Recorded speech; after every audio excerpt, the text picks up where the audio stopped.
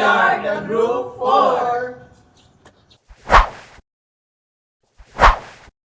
Observation namin, napansin po namin na kasi nagbabago po ng katangian ng tubig. At para malaman namin kung anong katangian ng tubig na nababago, napili po namin ng itlog para i-testing po yung katangian nito.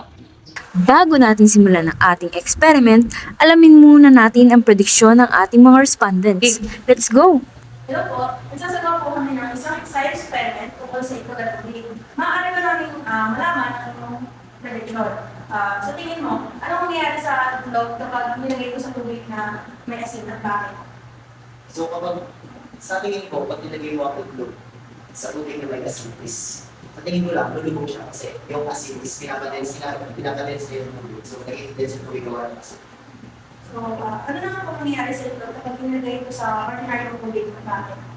Ayun, ako naman sa ordinary tubig is, nasa isip ko is parang dalawa yung pwedeng mangyari. Kasi kapag yung itlog is, fertile. Basta pag yung itlog is buo, nalubog siya. Tapos kapag yung itlog naman sila nalubog. Hello po ma'am, good morning po. So, ma'am, may tatanong ako yung so, ano po kaya ang mangyayari sa itlog kapag nilagay ko sa ordinary tubig o ano bakit po? I think ang mangyayari sa wala siyang effect doon sa magiging itlog since normal water lang naman yung maglalagyan ng itlog. Thank you ma'am. So, may question number 4 is, sa tingin mo, ano ang mangyayari sa itlog kapag inilagay ko sa tubig na may asin at bakit po? So, ang mindset po possible mangyari is asin siya then sa water. Pwedeng unti-unting ma-hard kasi yung shell. Pwede unti-unting siya. Kumbaga, mag-in soft yung shell. Thank you po, thank you. Oh, good morning. Ano sa tingin mo ang mangyayari sa itlog kapag nilagay mo ito sa tubig na ordinary o katake? Yung itlog, pag nilagay mo siya sa water, yung reflection niya sa labas, lumalaki. So, question number 2. Ano naman sa tingin mo ang mangyayari sa itlog kapag nilagay mo ito sa tubig na may asin at Yung itlog, pag nilagay mo siya sa tubig na may asin, lulubog agad siya. Pero pag nakita yung reflection niya sa labas, hindi tawag dito, hindi malaki. Thank you po. Kaya ang tingin mo nangyayari kapag nilagay yung itlog sa normal na tubig? Pag nilagay mo yung itlog sa normal na tubig, ito ay itlog lang. Tapos, ayun ang mangyayari sa bakit lang. Kaya sa tingin mo kaya kapag nilagay sa tubig na maalat, nilagay ng salt. Huwag naman sa maalat. Ito ay unti-unti magkakak or magkakapitak dahil sa salt na nilagay. Question lang po kami. Ano ang mangyayari sa itlog kapag nilagay ito sa ordinary tubig? Siguro, parang lulubog lang siya. Kasi normal na tubig lang. Sa tingin mo, ano ang mangyayari sa itlog kapag nilagay ito sa tubig na may asin? Siguro,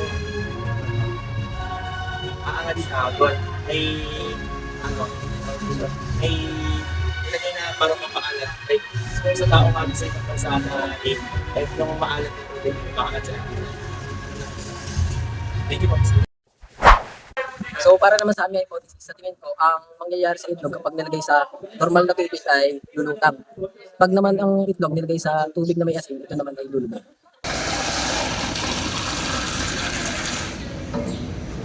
Para naman sa aming eksperimento, naghanda kami ng 2 baso.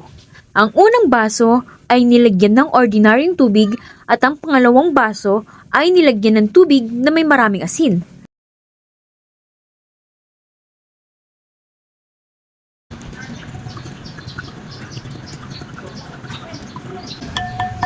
Pagkatapos, inilagay namin ng tig-isang itlog sa bawat baso. At inobserbahan namin ang nagresulta nito. Ayon sa experiment na ginawa namin, lumubog ang itlog sa normal na tubig dahil sa mataas na density ng itlog kaysa sa normal na tubig. At lumutang naman ang itlog sa tubig na may asin dahil may mataas naman ang density nito kaysa sa itlog na siyang nagdadagdag ng buoyancy level sa tubig. Kapag ang itlog ay nilagay sa normal na tubig, ito ay walang reaksyon, kumbaga lulubog lang. Pero kapag ito naman nilagay sa tubig na may asin, ito ay lulutang.